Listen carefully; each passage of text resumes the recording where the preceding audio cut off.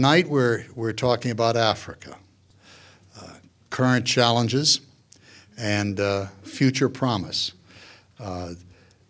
The challenges are unpleasant quite often and right there in front of us, and there's some horrible things happening. And I started to say, and we have the first secretary for political affairs from the Nigerian embassy here, but it's terrible things that are happening in their country and in regions close to it. And we all profoundly commiserate with that. And there are some difficulties in a variety of things in Africa.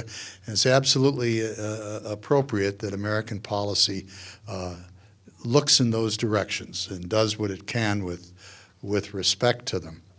And of course, more positively is that wonderful future that so many people see for Africa as a grand and large continent filled with potential wealth and people who can be energetic and committed.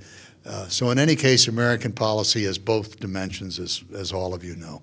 And there's no doubt that this administration is deeply interested in the future promise of Africa, as well as trying to cope with immediate promises. So we're very fortunate to have that set of considerations addressed by the State Department's senior person concerned with the policies toward Africa, the Assistant Secretary of State. Assistant Secretary Thomas-Greenfield was educated at the University of Wisconsin. Prior to that, it was LSU in political science. University of Wisconsin, a master's degree. And like so many people of the age you are when you get that degree, she then went, thinking about her PhD, with some work under the belt, to Bucknell University, known as kind of a neighborhood university to so many of us, close by in Pennsylvania, where she taught as a faculty member, before taking a shift in directions and joining the State Department in 1982, where she's had a very successful and interesting career. A lot of it has focused on Africa.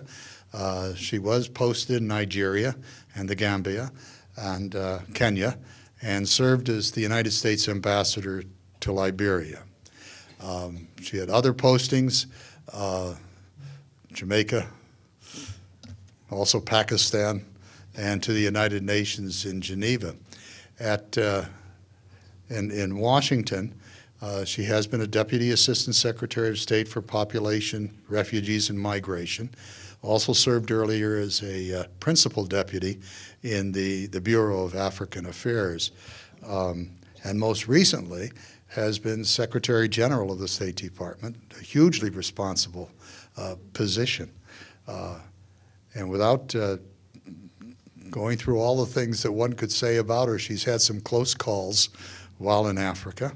And certainly exiting from Rwanda was one of them, and even as ambassador in Liberia, as some accounts will say, it was not always the safest of environments. So she's had an interesting, a realistic career associated with Africa, and has contributed enormously to the work of the country, our country, in that region. It's an enormous pleasure to present to you the Assistant Secretary of State for African Affairs, Linda Thomas-Greenfield.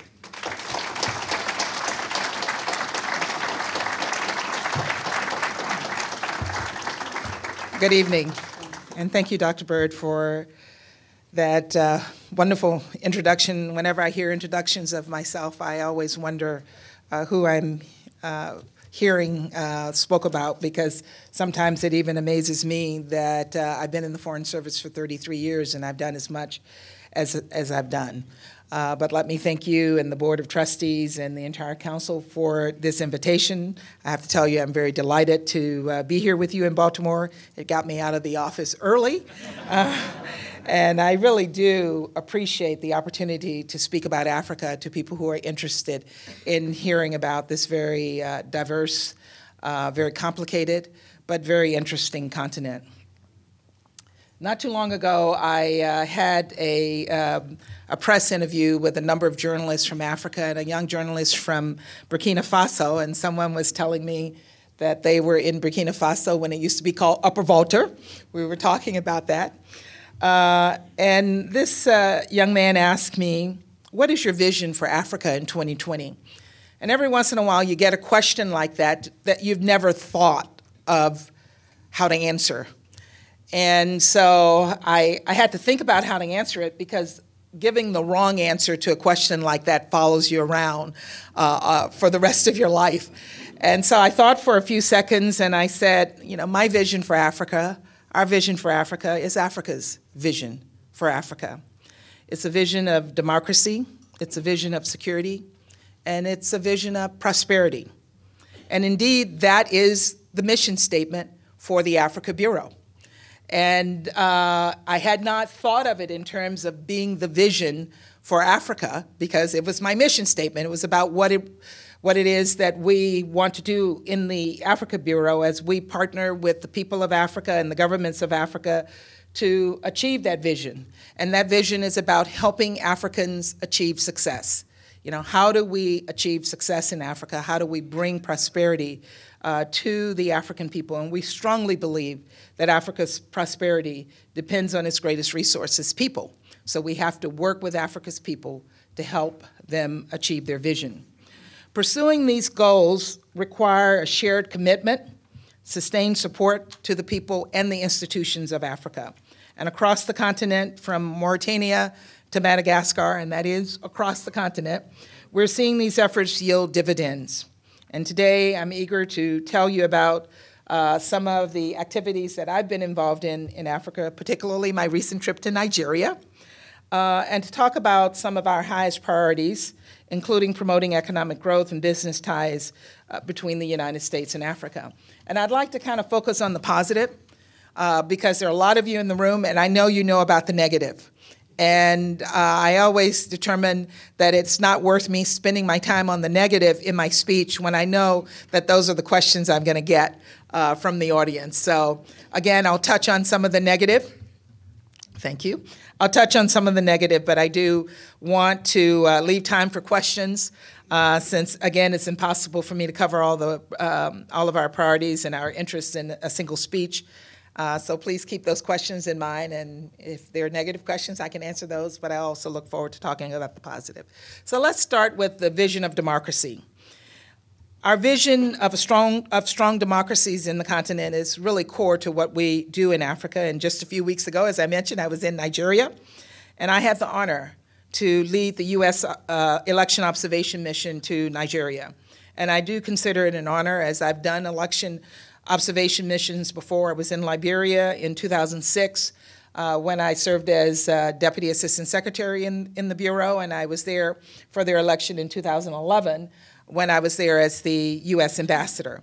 And it really is inspiring to witness committed citizens participating in the democratic life of their country. In Nigeria, I spoke with a man whose elderly father brought his own chair to the voting site so that he could camp out in line. He arrived the night before, and he was ready when the accreditation process began the next morning at 8 a.m. And like many others, he didn't wait for hours just to vote. He kept waiting until his vote was officially counted and registered. And what so many Nigerians told me is that that day was voting day, and they were devoted to spending the entire day to not just voting, but ensuring that their votes were counted. I know in the case of Liberia, people would line up at 3 o'clock in the morning in sometimes the pouring rain, in the mud, and once the sun came up, in the heat, in lines that took them for hours so that they could vote. They were committed to voting, and they voted in high levels. 85% of the voting population would vote in elections in countries where there's democracy. And in any vote that we have in the United States, unless it's a presidential election, we'll be lucky if we get 20% of voters who lined up. And I can tell you that there have been many local and congressional votes that I've been to in the United States, and I arrive at 6 o'clock in the morning and there's nobody in line because people don't care enough to vote because they are comfortable where they are. In Africa, when people have the right to vote, they care, and they do vote, And it's so inspiring to see them vote. And as a consequence, we are very supportive of those efforts. And particularly in the case of Nigeria, we have to commend their Independent National Election Commission, known as INEC, and their chairman, Chairman Jega. There were a lot of technical glitches as he tried to pull this election together, but overall, we believe that the process went smoothly, and it resulted in a credible election. And I tell you, it's rare that we can walk away from an election and say that it was credible and it was free and fair. And to be very honest with you, I never thought we could say that in Nigeria, and that was the case in Nigeria. And again, I was extraordinarily proud. When I spoke to Chairman Jega last year, when I was in Nigeria, he told me that his goal was to deliver an election that was run better than 2011 in terms of being free and fair and transparent, and also in terms of violence. 800 people lost their lives in the election in 2011. And he achieved that goal, both for the presidential election and the gubernatorial elections that took place on April 11. And after the election, I sent him a text congratulating him on having delivered on his promise that the election would be better. Yes, there were some people to lose their lives, and one life is too many. But it was not 800 this time around. And it was, what was noteworthy for us is the conduct of both of the candidates in the run-up to the election and immediately following the election. Both President Jonathan and now President-elect Buhari pledged repeatedly to refrain from election-related violence and urge their supporters to show restraint. President Jonathan demonstrated his statesmanship by conceding the election as soon as the results became apparent and pledging to work with his successor. With its size and the economic role on the continent, the stakes for this election could not have been higher. For Nigeria and for the world, Africa's largest country truly demonstrated it is also Africa's largest democracy. Nigeria's democracy today is stronger than it was before the election. We have also seen peaceful elections this year in Mozambique, in Botswana, in Namibia, in Zambia. And it's important to recognize these successes as we hope the trend continues for more than a dozen other elections scheduled between now and the end of 2016 on the continent of Africa. As I was driving through here to Baltimore from Washington, I was on the phone with someone discussing the elections that are taking place in Burundi. And discussing how we can ensure that those elections are not violent, and that the president hears the message from his people on whether he should run again, and that if he should make the decision to run again, that decision is taken into context to ensure that it is free, fair, transparent election, and that it expresses the will of the people of Burundi. Now we move into a new phase as President-elect Buhari takes office and the United States stands ready to work with his government, the government that the people of Nigeria chose. A healthy democracy is defined by more than just elections, however. Our efforts to support democracy and good governance focus on strengthening institutions and civil society capacity that are critical to long-term stability. As President Obama said back in 2009 on his first trip to Africa, and I quote, "Africa doesn't need strong men, it needs strong institutions," unquote. Respect for constitutionally mandated term limits is a critical component of his vision and something we continue to stress in the Bureau for African Affairs. Changing constitutions for personal or political gain, eliminating term limits, reduces people's confidence in their institutions, and it weakens overall governance. And when leaders try to change the constitutions to adjust or eliminate term limits, we are seeing citizens rise up in protest. We saw that in Burkina Faso when protests against President Compaore's attempt to change term limits ultimately caused him to resign. We're seeing that debate taking place in a number of countries where term-limited leaders are reaching the end of their elected mandates, and respect for term limits and constitutions and for the role of civil society really are crucial for realizing the aspirations of an entire continent, one that is younger, one that is more connected to the rest of the world than ever before. And we look forward to working with Africa to achieve that goal. I'll end on this part by saying that we used to say about Nigeria, when Nigeria coughs, the rest of Africa gets a cold. And we hope that when Nigeria votes and succeeds in a democratic election, the rest of Africa will get the message that that is what their people expect of them as well. And I think I'll stop here and ask you to applaud Nigeria. Let me talk a bit about our vision of peace. In too many places, the aspirations of Africa's young people are thwarted by political instability, armed conflict, and violent extremism. The Al-Shabaab attacks earlier this month on Garissa University College in Kenya is a recent example of the horrific brutality of these violent extremists. At least 145, if not more, university students, young people who were pursuing an education in hopes of contributing to their communities and their country, were targeted and killed. The United States has been working closely with the Kenyan government to provide a wide range of security assistance, and this includes essential advice, training, and equipment of the Kenyan military and law enforcement units working to degrade al-Shabaab's operatives and refute their ideology in the Horn of Africa.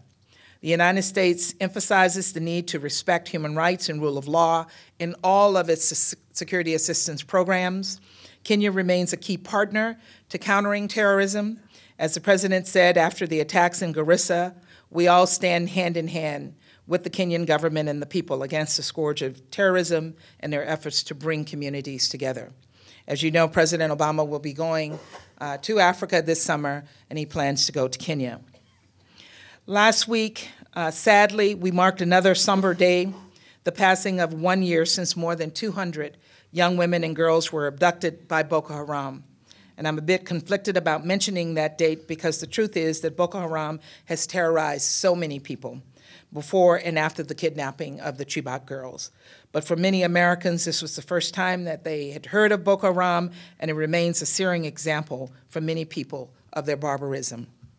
And let me be clear, this violence is not just occurring in Africa. It is happening all around the world.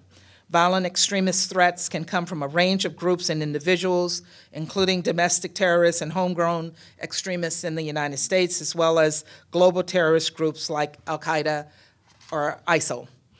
In the African context, we know that achieving our shared peace and security goals depends on cooperating with and strengthening our partners' security institutions. And that's why President Obama launched two initiatives at the Africa Leaders Summit last August that address these concerns. The first is the Security Governance Initiative, SGI. SGI is a multi-year effort that will initially focus on 6 countries in Africa: Nigeria, Ghana, Kenya, Mali, Niger, and Tunisia. The initiative emerged out of consultations with our African partners who said they wanted a more strategic and sustained approach to security sector reform in their countries. The second was the African Peacekeeping Rapid Response Partnership, or what we refer to as APREP. Our peacekeeping assistance programs like the African Contingency Operation Training and Assistance Program, ACOTA, and now APREP are all critical to our ability to address both current and future conflicts on the continent of Africa. Though through APREP, the United States will work to build the capacity of security forces to deploy rapidly to emerging African crises. And this is important because in so many crises in Africa, it is the African troops who respond quickly and respond faster than we can get even the UN troops on the ground. So in the situation in Central African Republic, when the situation got so desperate, it was troops from the African continent that led the efforts to bring security into Central African Republic. And that's still an ongoing effort, but now the African troops have now been blue-hatted and they are UN troops.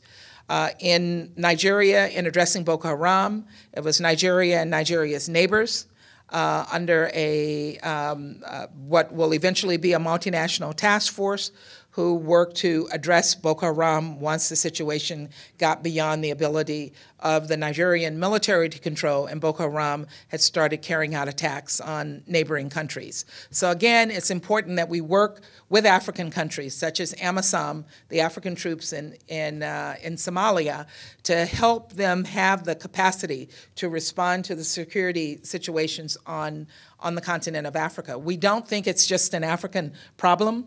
We know it's not just an African problem because terrorism anywhere affects us everywhere. So we have to make sure that we provide them with the tools to respond to the crises in their region, because if they're not able to respond, we will eventually see those terrorists start making moves toward our own homeland. So it's important that we continue to work with them. But I have to say that security agencies alone cannot resolve conflict and fight transnational challenges such as violent extremism. Governments must also partner with civil society. They must partner with communities at risk and non-governmental organizations to work together to discredit the narrative of violent extremists and discourage recruitment and provide sound alternatives and address the root causes of discontent among vulnerable youth. There's nothing more disheartening than to hear stories of young people from communities in the United States, from communities in the UK, who are attracted to this ideology and are packing their bags and leaving the comforts of their home to go and fight with Daesh or ISIL, or to fight in Somalia with al-Shabaab.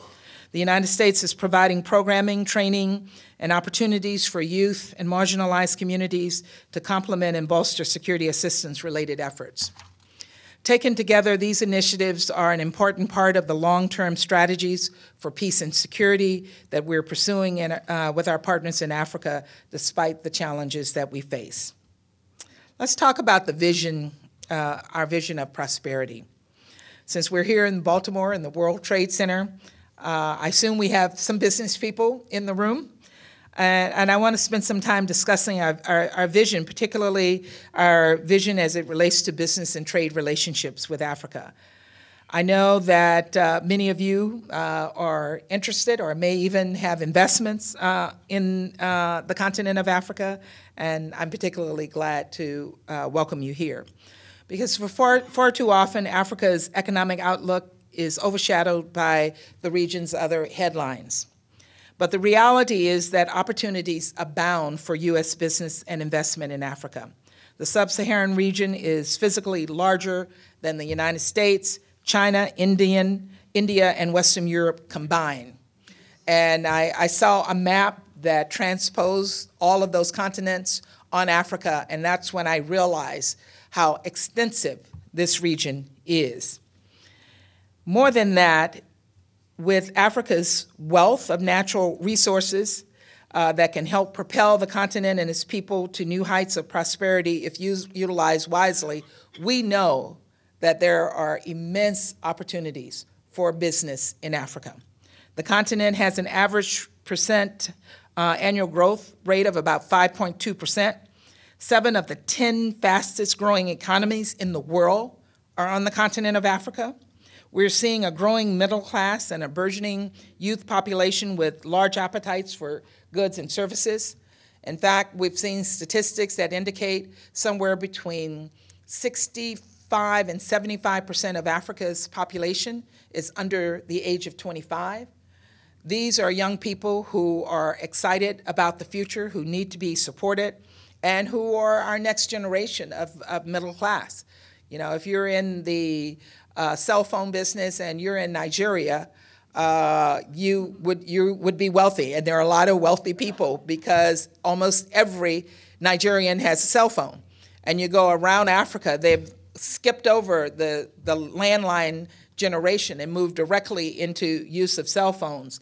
And they have learned how to use this technology in ways that we have not developed in the United States in terms of mobile banking, and even the use of text messaging. has gone widely across the continent of Africa. Sectors like manufacturing, energy, and retail are also expanding, as are construction and, as I mentioned, the telecommunications market.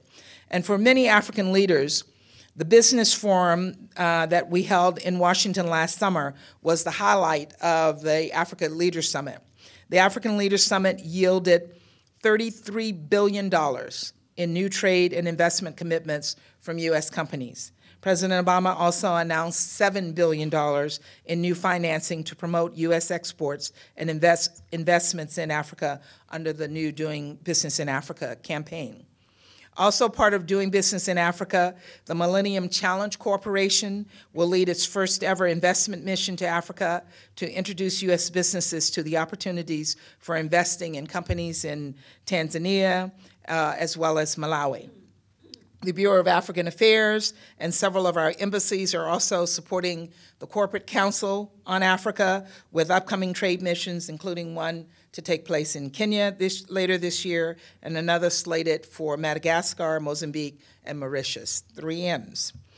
More African governments are reforming, attracting a record level of foreign investments. And as the World Bank's Doing Business in Africa report this year points out, the largest number of regulatory reforms in the world are taking place on the continent of Africa. 5 of the top 10 performers globally are in Africa, making it easier to do business there. So if you're thinking about doing business in Africa, there are opportunities to do business in Africa. Sub-Saharan Africa is a significant market for Maryland exporters, with 2014 sales in excess of $500 million. This represented an increase of 20% in the past 5 years. Africans principally bought Maryland's transportation equipment, chemicals, computers, and industrial equipment, and that's made easier, of course, because you have this very vibrant port here that ships regularly to the continent of Africa. Certainly, there are challenges to doing business in Africa, as there are in any place in the world. But U.S. investment in Africa is up 7% over the past year, and there's no doubt that American companies are increasingly looking at investment opportunities in Africa, and every week, American representatives meet with U.S. government officials to explore business opportunities on the continent of Africa. For those businesses that have not yet looked into investing on the continent, I'd like to stress that U.S. companies can mitigate risk in Africa the same way as they do in other parts of the world by doing due diligence, developing local contacts and working with local partners, using our embassies as resources, and considering using other U.S. government resources such as OPIC for political risk insurance, and staying alert for opportunities. Expanded access to electricity is crucial to this business development and growth, and that's why President Obama announced that he was going to triple the goals of Power Africa to create 30,000 megawatts of clean energy to power at least 60 million households and businesses in Africa. With $6 billion in new private sector commitment, the total commitment under Power Africa the total commitments are now somewhere around $20 billion. And this is important. I like to tell people that businesses can't do business if there's no infrastructure, and the main infrastructure is electricity. If electricity is expensive, if energy is expensive, business will be expensive. So it is really important to build the capacity of the energy generation on the continent of Africa if we are to see companies take off and see the benefits of investments on the continent of Africa. As you know, we've worked very hard over the past year on renewing the Africa Growth and Opportunity Act, known as AGOA. When the U.S. Congress passed AGOA 14 years ago, it was a watershed moment in our relations with Africa. Still today, it remains a foundation for our trade relationship with sub-Saharan Africa, and we brought bipartisan support in both houses of Congress to renew the legislation before the end of September 2015. Now, before we drafted this speech, we had not seen the legislation. It finally came out last week, and we're hopeful that it will eventually pass both houses of our legislature. and we are looking forward to it continuing to be a robust part of our relationship with the African continent. Many of you are in the advocacy community, are working with your representatives to make sure that AGOA is reauthorized, and I want to take the opportunity to thank you if you've been involved in any way in advocating for the renewal of AGOA. And I want you to please stay engaged with your elected officials on Africa. There are a number on the Hill who are very supportive of Africa, and there's some who don't even know where the continent is. So it's really important that you, as people who are interested in Africa, engage your elected officials. Additionally, we're looking ahead to July of 2015 when the Global Entrepreneur Summit will take place in Kenya. I mentioned to you that the President will be attending this event.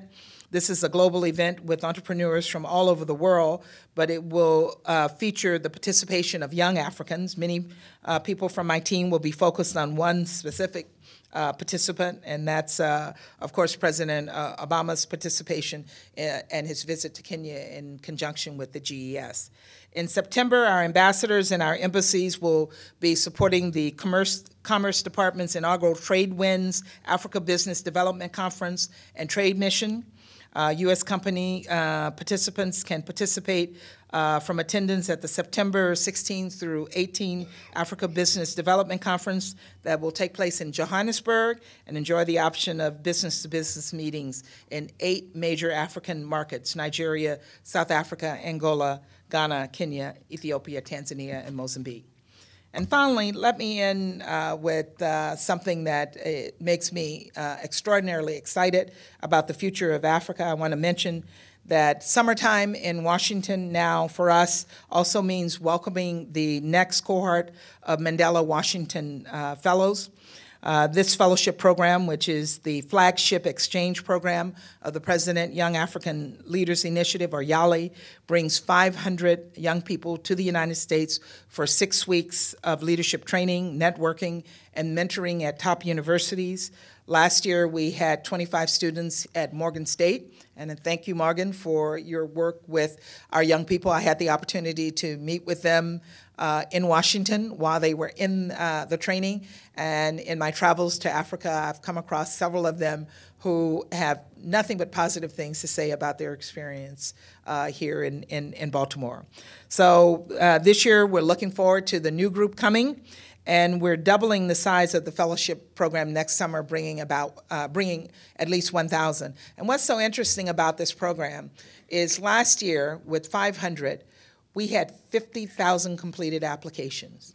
On the continent of Africa, where there's no regular electricity, and we hear that people have no access to computers, we had 50,000 people complete applications online and compete for this program. And as I like to say, it's harder to get in this program than it is to get into Harvard or Yale universities. This year we had about 25,000 apply, but we have somewhere around 110,000 young people across the continent in what we refer to as the YALI, the Young African Leaders Network. And they are dynamic young people, they are smart young people, they are ambitious young people, and they are engaging young people. And they are the future of Africa. Wherever we go on the continent, we know that they are the future leaders of Africa. And we're not talking about political leaders necessarily. We're talking about leaders in education. We're talking about leaders in public service. We're talking about leaders in business, leaders in communities, and possibly leaders in political affairs. But we're talking about leaders across the board on the continent of Africa. They are smart and they're ready, and all they need is a little bit of a push, and the Young African Leaders Initiative is part of the push that we have. And as I said, whenever I travel, I try to meet with the fellows. All of our ambassadors remain engaged with them, and they are truly, truly inspiring. So let me finally end so that I leave some time for questions. Maryland is the home of many in the Africa diaspora community. This vibrant community contributes to people relations that are more important to our relations with Africa than anything that I can do as the Assistant Secretary for African Affairs, because you live in communities and you engage with people and you teach people every day about what is happening on the African continent. But more importantly, through remittances and support for projects and support for your family members, you are a major source for assistance to the continent of Africa. So I want to thank all of you in the diaspora community, and I want to thank all of you in this room who have come to hear about our vision for the continent of Africa and for advocating for Africa with your congressman. So thank you for your attention, and I look forward to your questions.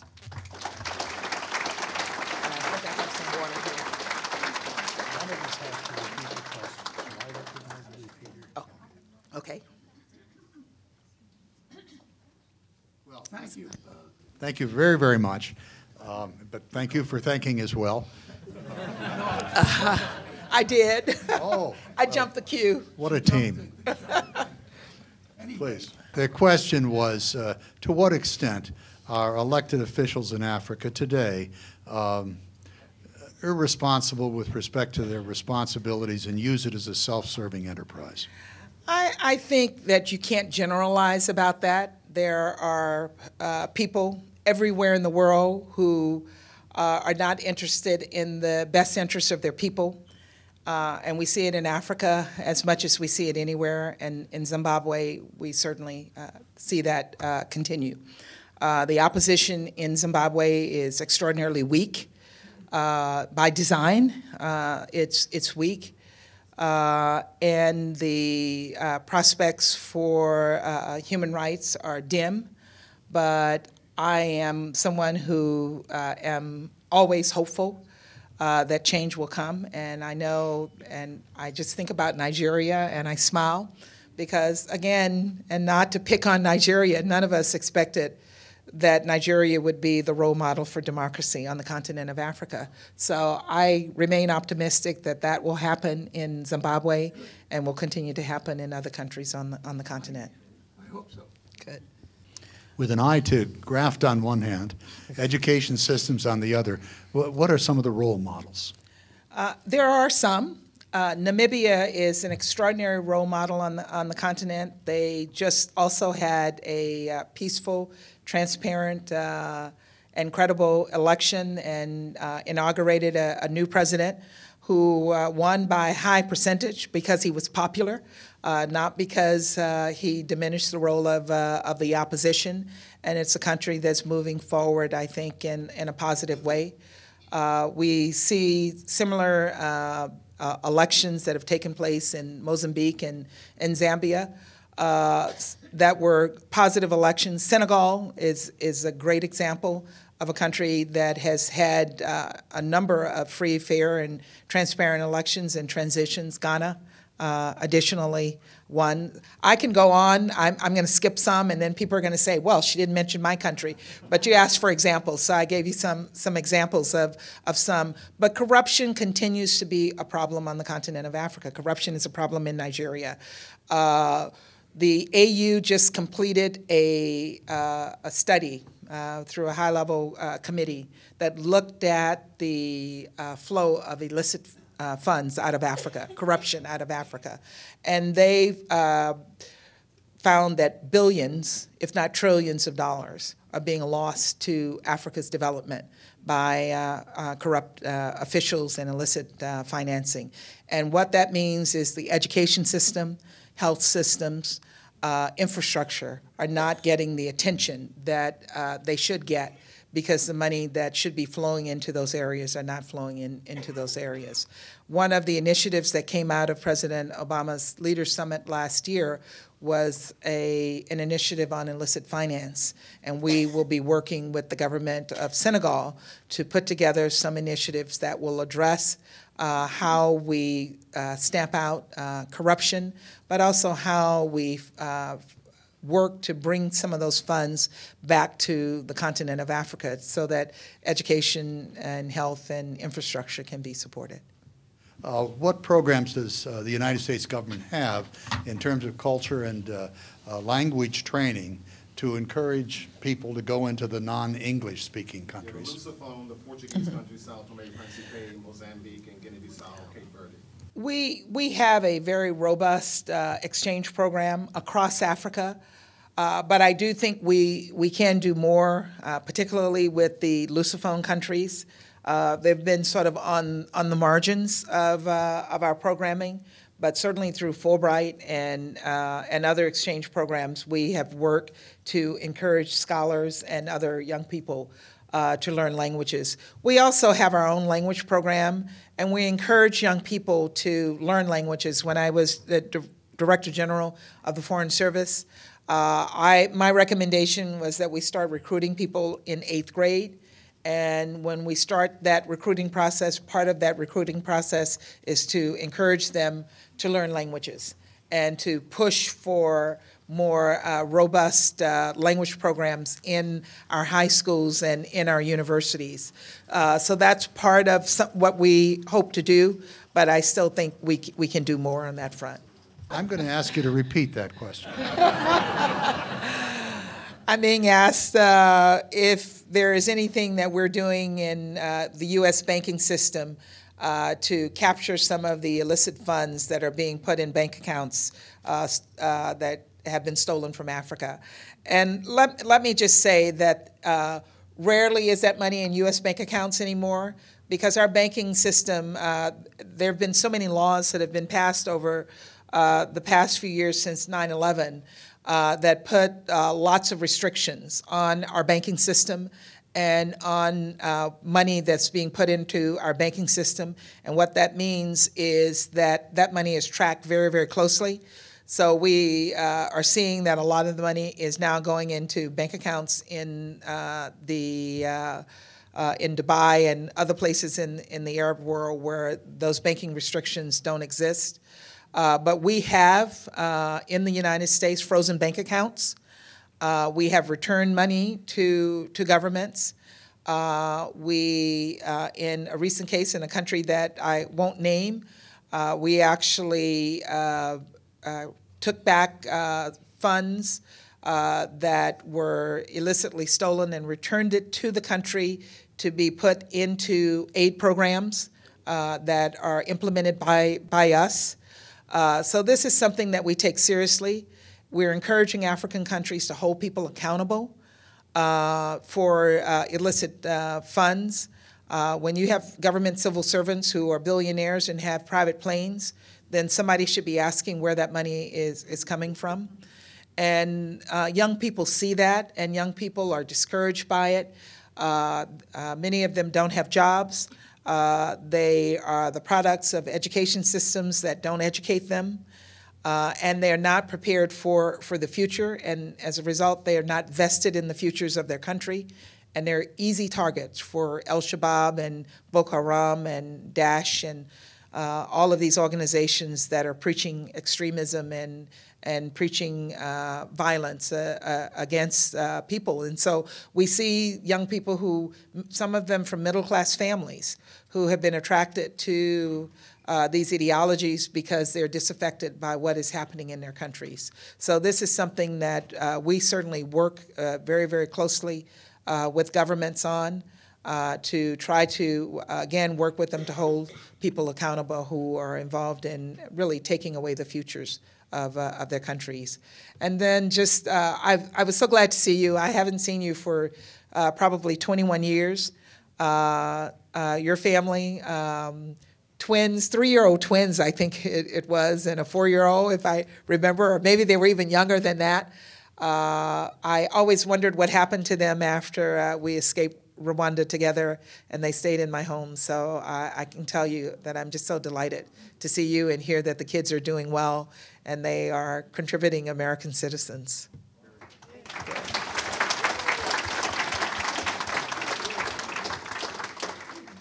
The question refers to the closing of some AID programs in Central and West Africa in basic areas such as agriculture. What's being done to replace those? We certainly are aware, and we're looking at how we can rebuild AIDS capacity across Africa. In those countries where we don't have robust aid programs, we're looking at putting what we refer to as development attachés who will follow those programs. I'm working on that for Central Africa Republic right now. We're also looking at how a lot of the aid programs were put into regional offices. So we had huge regional operations out of Kenya and Ghana and Cote d'Ivoire, and we're looking at spreading those people back out to individual countries where they can continue to work with populations. We appreciate and understand the need for having USAID officers with the expertise to do development assistance, provide humanitarian support, and work with governments across Africa. And I work very closely with my USAID colleagues. I have a monthly consultation. We had one today where we talk about where we see needs and agree if there are places where we're not focusing enough attention, that we refocus our attention on those countries. Would you comment upon China's strategic efforts in Africa and whether we have anything which is comparable to it? Yeah. Good rewording. Let me say that I disagree wholeheartedly with your first point, that the Chinese are far ahead of us on the continent of Africa. The Chinese have caught up with us in Africa, and they may have gone a little ahead of us, but they're not far ahead of us. We have been in Africa continuously since Africa's independence. American companies have been on the continent of Africa for as many years. The Chinese caught on finally and realized that there were resources on the African continent, and there was money to be made on the continent. And they have deep pockets, and they have a much longer timeline than our companies because they're willing to lose money on their investments over a longer period of time than we are willing to do. So what I argue is that we can't compete with the Chinese in terms of their business model on the continent of Africa, because their business model, in my view, does not take into account the needs of the people. Their business model is a model that is all about them. It's a transactional model. It's a model that is only about getting resources that will support China, and they're not building for Africa. They bring their own workers. That's why you have to have these signs with Chinese. And they don't always bring the best model for doing business. They're not restricted like American companies who are being watched closely about how, in terms of the way they do business, and are being held accountable for transparency and corruption. So these are all things that hamper American companies on the continent of Africa, but at the same time, it is not a model that can, for the Chinese, succeed over the long term. Africans are seeing that it is important for them to build businesses that contribute to their people, that they have to have capacity, that they don't need Chinese workers sweeping the road or Chinese workers even nailing boards on together, that they can have Africans who have the capacity to do that.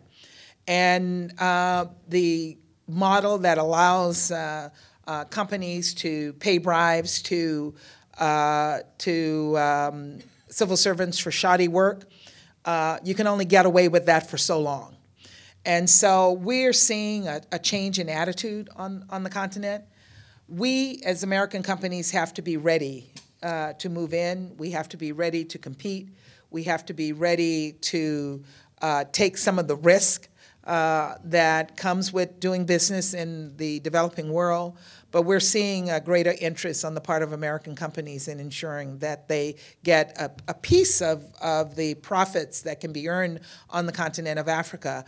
But the most important thing is we're beginning to see studies from Africans that say, we'd rather do business with Americans. We'd rather do business with American companies, that the quality of the work is much more useful to them. And the Chinese are learning as well. and they're improving their quality of work, and they're looking at how they can be more beneficial on the continent of Africa. So there will be competition, and competition is healthy. And what I say to Africans is, you have to figure out who gives you the best deal. And if the Chinese gives you the best deal, you're getting quality work, you're getting capacity building, you're getting people who are trained who can move forward, then go for it. We don't have any reason to disagree with that. Would you comment on the basic American health initiatives on the great pandemics especially? Our health initiatives on the continent of Africa have been so successful, and even with Ebola, we have a generation of Africans who have survived AIDS. We have mothers who are now who have HIV/AIDS, who are able to have children and not transmit it to their children because of the huge programs that PEPFAR has supported across the continent of Africa over the past 10 years. The Ebola crisis set us back tremendously, but we were successful as the United States in working with other governments to bring, initially, our response was a little confused because none of us knew what we were dealing with. We didn't realize the extent to which Ebola had taken root in West Africa. But when we did, President Obama instructed the U.S. military to send 4,000 troops and $1 billion to support the efforts to deal with Ebola, not just in Liberia. Liberia was our focus, but across the continent of Africa, supporting CDC's efforts in Nigeria, where we were able to really take control over a crisis that if Ebola had caught on in Nigeria, it would have had a devastating effect on the continent. But Nigeria had a very functional, well-functioning CDC-like organization that we had worked with over many years, and they were able to stand up and deal with the situation in Nigeria. We supported the efforts in Sierra Leone through CDC, as well as Guinea, and we're still working with them on a recovery program following Ebola. So I think on the health side, we still have a lot of work to do, but I think we can be proud of what we have done in terms of addressing some of the health crises that we've seen on the continent. The next level is to support building the infrastructure so these countries can address those health crises themselves. The question is, how do you give Africa a greater voice in the councils of the world? And I like the way you reworded the question, because it's not just the IMF. There are also efforts in terms of reform at the UN, the Security Council, so that Africans and other underrepresented countries can have a greater voice. Those efforts are still ongoing. The fact that we've not succeeded is not a sign of failure. I think the efforts will continue, and we have worked very, very hard inside the U.S. government to work with African countries to find a formula that will allow for a more active voice by Africans in all of the international organizations. Two questions. The first one was indeed, are there restraints upon abuses by businesses? The second was, who should she buy from? But I limited the first one, perhaps. Okay. Particularly as it relates to diamonds, we have something called the Kimberley process, which is a process that is made up of African governments and companies to ensure that diamonds and minerals that are being produced in Africa are not conflict diamonds and conflict minerals, and that there is some kind of tracking system that allows us to know that we're not using conflict diamonds. And this came about particularly as a result of the war in Liberia, where we knew that a lot of the support for the violence and the efforts of Charles Taylor and others was being funded by conflict diamonds, by blood diamonds, as we like to refer to them.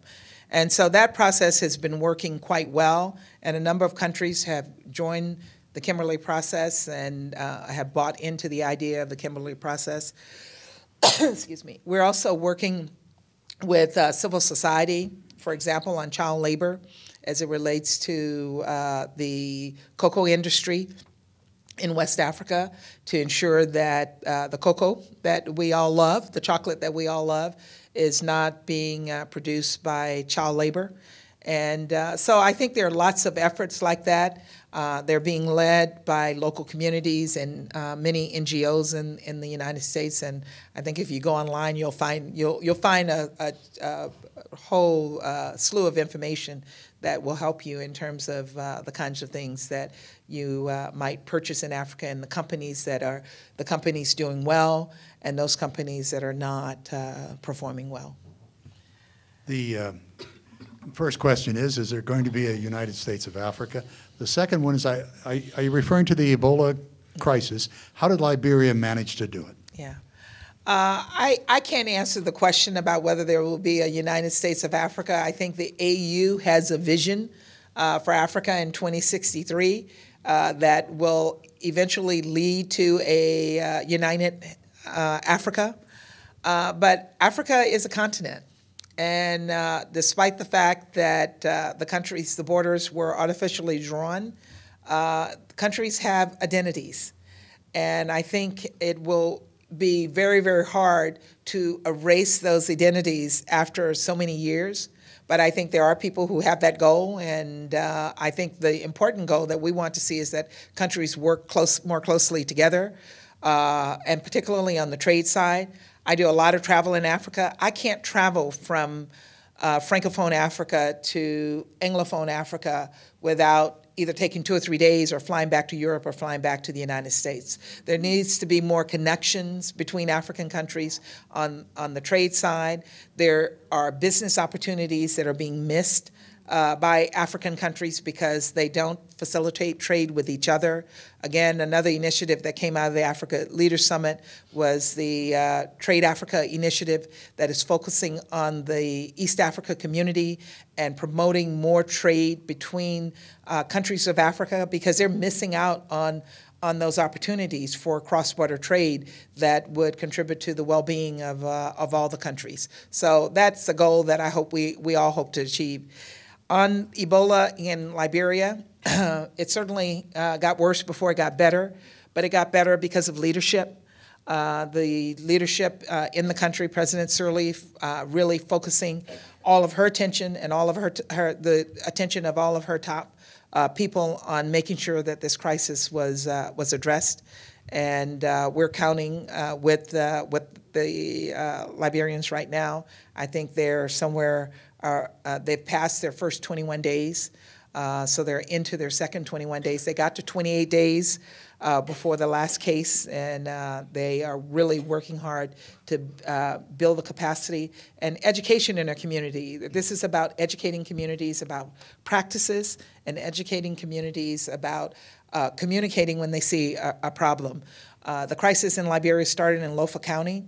And in that county, it was the leadership of the local chiefs and the communities working together, making sure that whenever someone came down with the disease, they isolated the person so that the disease wouldn't spread. And so even though the disease spread to Monrovia, they really got a hold of it where it started in Lofa County. And we're hopeful to see that in Sierra Leone, where the cases have gone down significantly, and as well in Guinea. Well, in terms of Africa being rich, in terms of information and understandings, I think this has been an extraordinarily rich evening for all of us. Thank you so very much.